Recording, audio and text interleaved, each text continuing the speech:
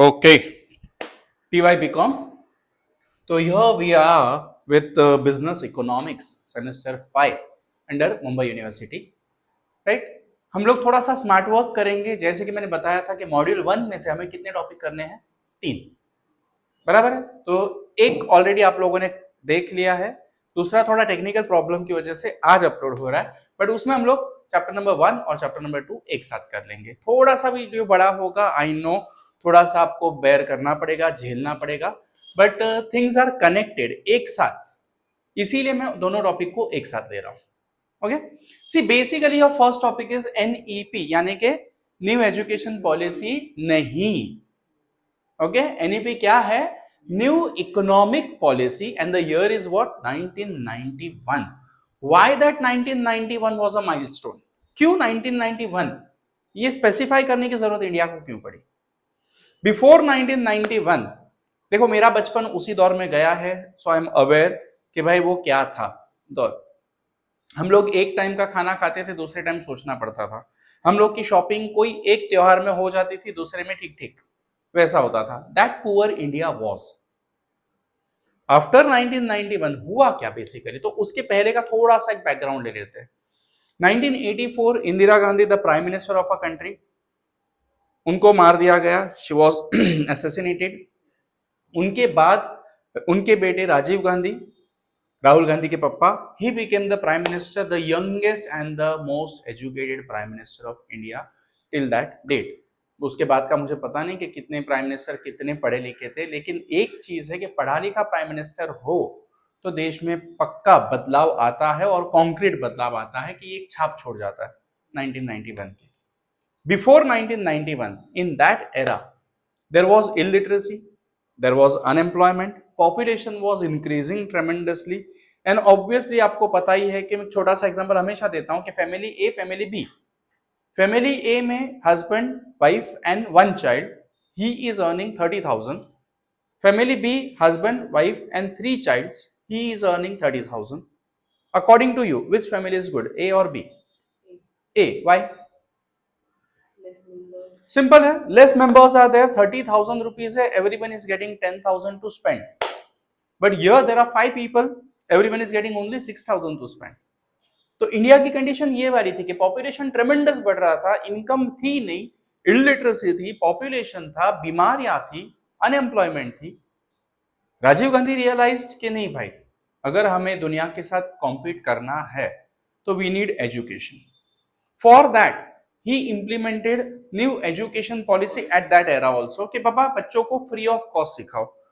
तो जब आप यहाँ वहां घूमोगे तो आप देखोगे every 3 to 4 kilometre there is a school, and school के ऊपर आप देखोगे एक पेंसिल पे सीसॉ बना हुआ है, ऐसा एक लड़की एक लड़का, एंड ऊपर लिखा हुआ है सर्व शिक्षा अभियान। तो दैट पर्टिकुलर सिस्टम और स्ट्रेटेजी फॉर इंक्रीजिंग एजुकेशन, सर्व शिक्षा अभियान, वॉज अ माइलस्टोन के लोगों को पढ़ा लिखा बनाया। उससे हुआ क्या, आपको फ्री एजुकेशन मिलने लगा, तो गरीबों के माँ बाप अपने बच्चों को भेजने लगे। माँ बाप बोलते हम भेज तो दे, लेकिन हमारा बच्चा खाए क्या, because it was that poor. तो सरकार क्या बोली कि चलो दोपहर का खाना हम दे देंगे। दैट्स व्हाई आप लोगों ने देखा होगा सरकारी स्कूलों में आपको खिचड़ी मिलती थी, फिर वो खिचड़ी में झोल होने लगा, अब अनाज मिलता है डायरेक्टली, 5 किलो चावल and something. So these policies are adopted. Why? To eradicate poverty and to make them strong, make them educated. इंसान पढ़ा लिखा होगा तो नौकरी मिलेगी, नौकरी मिलेगी तो कमाई होगी, कमाई होगी तो आपका इकोनॉमिक स्टेटस बढ़ेगा, ये सब चीजें होने वाली है, right. So NEP was that new economic policy. Okay, unfortunately Rajiv Gandhi को भी मारा गया। उसके बाद P V Narasimha Rao, he was the prime minister, and our ex former prime minister Mr. Manmohan Singh, again the most educated and I should say most humble prime minister of the country, पढ़े लिखे 7 देशों के इकोनॉमिक पॉलिसी के adviser, world bank में उनकी अच्छी खासी post थी, and that became the finance minister. Finance is something very very important, economist by profession, professor by profession, and he took the responsibility कि भाई देश का पैसा मैं संभालूंगा। PV Narasimha Rao, he was the one who supported all the decisions of Manmohan Singh as a finance minister. उन्होंने बोला कि देश को अगर आपको स्ट्रांग करना है तो पहली चीज क्या करो, liberal policy, liberalisation. What is liberalisation? Invite the foreign countries to your country, कि आओ एंड हमारे पास काम करो। What was the result of that? They came, they brought their capital, they brought their technology, but material और labour कहां से गया? अपने देश से। तो पीपल गॉट एम्प्लॉयमेंट, एम्प्लॉयमेंट हुई, कमाई हुई, कमाई होगी तो आपका स्टैंडर्ड ऑफ लिविंग बढ़ेगा। So that was one particular very important task done in 1991, that was liberalization. But then what we needed is infrastructure. रास्ते चाहिए थे, हाईवे चाहिए थे, आपको एयरपोर्ट्स अच्छे चाहिए थे, डॉकयार्ड अच्छे चाहिए थे, and this constructions, huge constructions require huge investment and huge technology also. मुश्किल था कि ना अपने पास ज्यादा पैसा था ना अपने पास ज्यादा टेक्नोलॉजी थी, तो क्या किया जाए? तो करने को क्या किया? प्राइवेट कंपनियों को पकड़ो, क्योंकि they were having money as well as technology. काम हमारा है, करोगे आप, जो भी कमाई होगी हम लोग प्रॉफिट शेयर कर देंगे। 50-50, 60-40, whatever the ratio was, it was decided by the government. But private players made an important role in the development of infrastructure and other huge investment activities. They brought in technology, they brought in capital. That again boosted the economy के बाबा अपना काम होने लगा। Then came globalization. क्यों? सिर्फ बाहर की कंपनियां यहां पे आएगी तो अपनी लोकल कंपनियां मर जाएगी। तो लोकल कंपनियों में कौन था? हैंडीक्राफ्ट था, टेक्सटाइल था, मसाले थे अपने, भाई इनको भी बाहर भेजो, बैंकिंग सर्विस थी, right? So few industries started going outside the country. तो इंडिया से बाहर जाना बिजनेस के लिए, दैट वाज व्हाट? ग्लोबलाइजेशन। तो liberalization, privatization and globalization, these were the basic three steps taken in 1991 to improve the economic condition of the nation, and इसीलिए हमने इसको क्या नाम दिया? New economic policy 1991। अब इसी का असर किन चीजों पे हुआ? सोशल इंफ्रास्ट्रक्चर पे हुआ, देखो कनेक्ट किया कर दिया हमने ऑलरेडी प्राइवेटाइजेशन के साथ। हेल्थ पे हुआ, because when the foreign players came started here, then local people got employment. They started concentrating on health. Let us concentrate on health, let us concentrate on education, है ना? Family planning, उसको भी रोकना जरूरी था। तो हम दो हमारे, तो ये हमारे दौर में नारा आया था कि हम लोग 2 बच्चे पैदा करेंगे सो दैट पॉपुलेशन कंट्रोल में होगा, क्योंकि हमारे ऊपर वाली जनरेशन ऐसी थी, या हमारी जनरेशन तक, जहां पे 4-4, 5-5, 10-10 बच्चे भी होते थे। आई डोंट से कि अभी नहीं होते, होते हैं, अभी भी होते हैं, but those number of families are very less. किसी कास्ट क्रीड को मैं नहीं बोलूंगा, क्योंकि मैंने सारे कास्ट क्रीड के मेजोरिटी ऐसे, मतलब 6-6, 7-7 बच्चे वाली फैमिलीज भी देखी है, कोई भी धर्म का हो। तो I will not go with the specific religion, but this is a rare case now.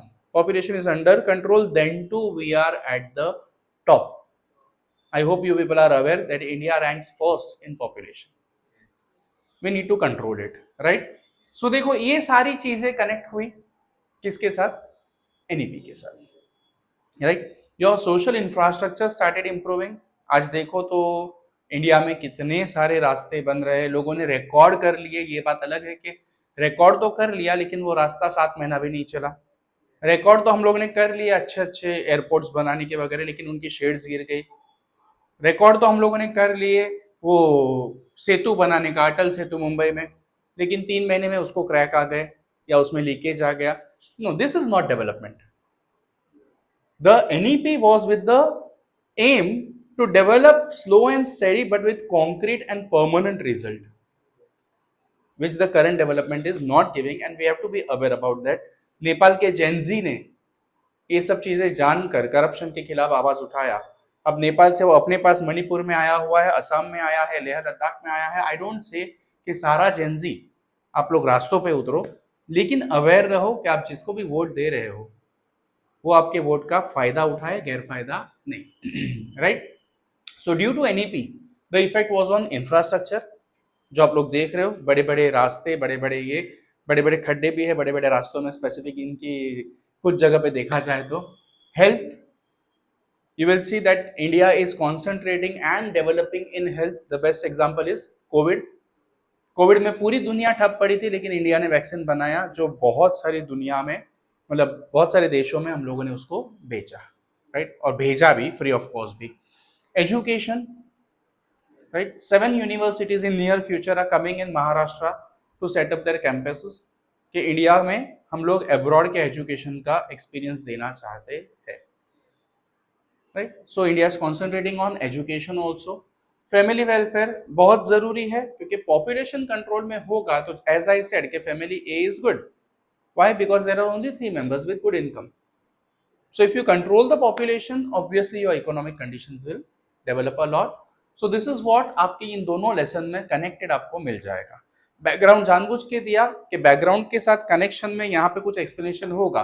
Globalisation, privatisation और लिबरलाइजेशन पे उतना डिटेल में नहीं है चैप्टर 1 में, but you will get some idea from that कि why this things were done, why this things were necessary and why we have to study as a student of commerce. देखो, आप business करोगे, पर मैं कभी नहीं कहूंगा कि आप नौकरी करो, आप लोग बिजनेस करो, कॉमर्स वाले हो, अन्नदाता बनोगे तो 4-5 फैमिलियां हम चला पाएंगे।